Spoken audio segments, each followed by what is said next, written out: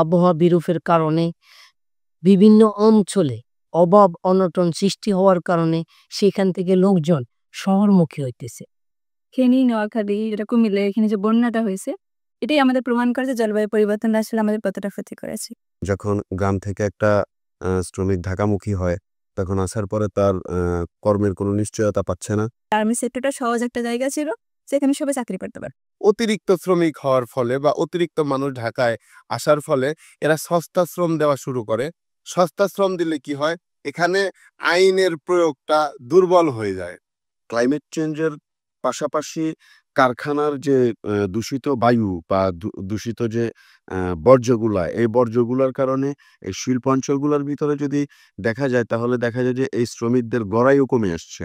এইখানে শহরে কি হইতেছে, নতুন মেশিন আসতেছে, নতুনত্ব সৃষ্টি হওয়ার কারণে শ্রমিকরা কর্ম হারাইতেছে। বর্তমানে আমরা দেখছি আর&ডি সেক্টরে অটোমেশনের কারণে কিন্তু আস্তে আস্তে করে আমরা বেশিরভাগ শ্রমিক আবারও চাকরিচ্যুত হচ্ছি, এবং বেশিরভাগ আর&ডিতে যেহেতু নারী শ্রমিকরা কাজ করছে, তাই নারী শ্রমিকরা কিন্তু বেশি চাকরি হারাচ্ছে অটোমেশনের কারণে। আমরা কি করি, নারী শ্রমিকটা বেশিরভাগই হেল্পার এবং অপারেটরে যুক্ত হচ্ছে, এবং অটোমেশনটা হচ্ছে এই দুইটা পদে বেশিরভাগই। কারণ এখন আমরা দেখতে পাচ্ছি বেশিরভাগ গার্মেন্টসই হচ্ছে আমাদের হেল্পার পদটা এখন নেই ধরতে গেলে, এবং অপারেটরটাও এখন দেখা যাচ্ছে যে অটোমেশনের কারণে অপারেটরটাও উঠে যাওয়ার চিন্তা ভাবনা হচ্ছে। নতুন একটা জিনিস যখন আমি ব্যবহার করব, ওই জিনিসের প্রতি যদি আমার ধারণাই না থাকে, তাহলে আমি কিভাবে হচ্ছে সেটা ব্যবহার করব। তো এই জন্য হচ্ছে আমাদের শ্রমিকদেরকে যেকোনো নতুন বিষয়ের উপর আসলে তাদেরকে প্রশিক্ষণ দিতে হবে। সেই শ্রমিকদেরকে যদি প্রশিক্ষণের ব্যবস্থা করে ডিজিটাল মেশিনের সাথে তাদেরকে অ্যাডজাস্ট করে নেওয়া যায়, তাহলে মনে হয় এই শ্রমিকরা আর বেকার হয় না, তাদের চাকরি টিকে যায় এবং প্রতিষ্ঠানও দক্ষ শ্রমিক পায়। এই সকল সমস্যার সমাধানের জন্য আমাদের প্রয়োজন হয়েছে জাস্ট ট্রানজিশনের একটা পলিসি। ন্যায্য রূপান্তর হবে এমন যেখানে শ্রমিকটা পিছিয়ে থাকা শ্রমিক দিয়ে কাজ করবো আমরা, এবং তাদের ভবিষ্যৎ পরিকল্পনা চিন্তা করে, এবং তারা যেন আর পিছিয়ে না পড়ে, সেই দিকগুলো চিন্তা করে আমরা ন্যায্য পরিবর্তন করে থাকবো। শুধু যে আমাদের শ্রমিকদের জন্য যে জাস্ট ট্রানজাকশন যে বোঝার দরকার আছে, আসলে বিষয়টা সেটার মধ্যে সীমাবদ্ধতা নাই। টেকনোলজি তো আর বন্ধ করে রাখা যাবে না, এটাকে তো আর বাধাগ্রস্ত করা যাবে না। এটার সাথে খাপ খাইয়া যাতে চলতে পারে, আমাদের সেই দক্ষতা অর্জন করতে হবে। মালিক যদি মনে করে যে আমি এখানে আমি এখানে অনেক বড় পরিমাণে অর্থ আমি ব্যয় করছি, অথবা এটা সব দায়ভার মনে হয় যে আমি দেখব, এখানে শ্রমিকের কোনো ইস্যু না, সেই ক্ষেত্রে এটা ভুল ধারণা। এখানে শ্রমিকদেরও অনেক অসচেতনতার বিষয় আছে, আর এই অসচেতনতার কারণটা হচ্ছে ভয়, যে আমার মালিক, আমি যদি কোনো অধিকার নিয়ে কথা বলি, সেটাকে আদৌ আমাকে বাস্তবায়ন করার সুযোগ দেবে কি দেবে না। পলিসি হবে, তখন নীতি হবে, ধারা হবে, আইন হবে, তখন অবশ্যই মালিক পক্ষ এটাকে মানতে বাধ্য। যারা শহরে চাকরি হারাইতেছে তাদের জন্য কিছু করা দরকার।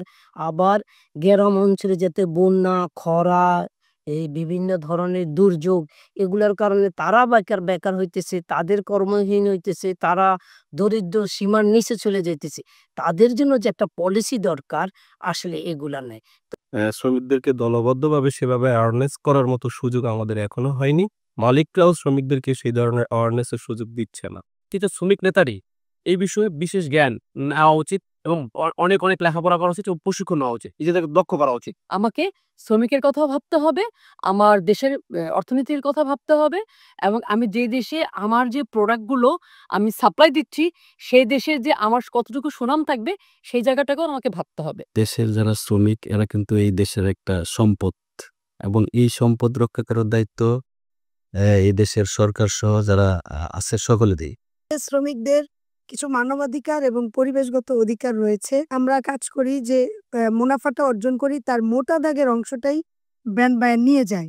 তো সেই ক্ষেত্রে ব্যান্ড বায়ার যে মুনাফাটা পাচ্ছে, সেখানকে সব থেকে বেশি অংশীদারিত্ব হচ্ছে আমাদের শ্রমিকদের।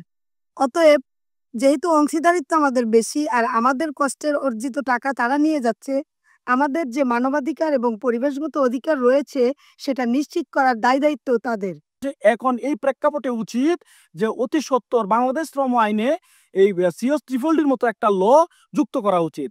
এই ল কার্যকর করলে শ্রমিক তার মানবাধিকার এবং তার পরিবেশগত অধিকার তার নিশ্চিত হবে, এবং তখনই শ্রমিক শক্তিশালী হলে দেশের আয়োন্নতি বাড়বে। হ্যাঁ, অবশ্যই বিদেশি রেমিটেন্স বেশি পরিমাণ বাংলাদেশে আসবে।